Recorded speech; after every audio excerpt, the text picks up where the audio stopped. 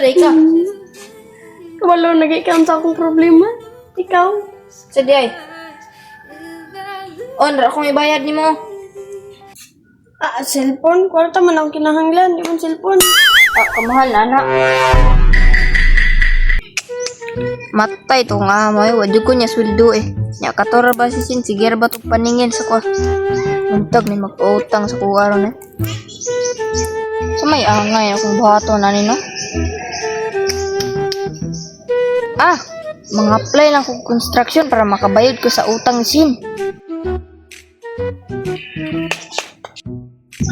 Nya, kumusta na nato sildo? Maningil na ko. Hi! O pagani, ngabot akong sildo niya. Sige na paningil. Unsay sig paningil? Pila na kasi mana ang ning labay? Bariya imutang. Naon saan man tana nga, wala pa man ko na sweldoan. Sige sad-sad, nya way bayad-bayad. Alang-alang, o agutay sweldo. 2,000 years later. Sige na tagpaningil na way bayad-bayad. Kung di gani ka kabayad, ipapahiso man jud lagi pikas.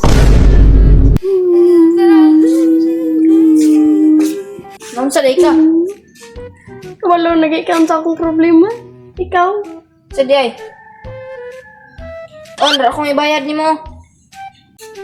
Cellphone? Kwarta man ang kinahanglan. Di man cellphone. Kamahal na, anak. Dawaton na mo niyo. Ang gapon kayo mapabot ni mo. Kayo nga ng cellphone, makatanaw kag YouTube ug Facebook. Magani ng kwarta, makapalit pa kayo sudan. Ito, tanaw ng bugas. Kanya ka ng cellphone, tanaw-tanaw mo ka ng YouTube. Mga Facebook, ibang ka mabusugan na. Tunla ka ng cellphone, ito kayo mabusog ka. Hindi ko, ikaw sa una. Di ba? Sunod ko. Sugod ka na, ano kayo utangan mo, quits na ta. Sunod tayo may kabalik. Hindi na ako mangutang mo kasi ikaw paningin.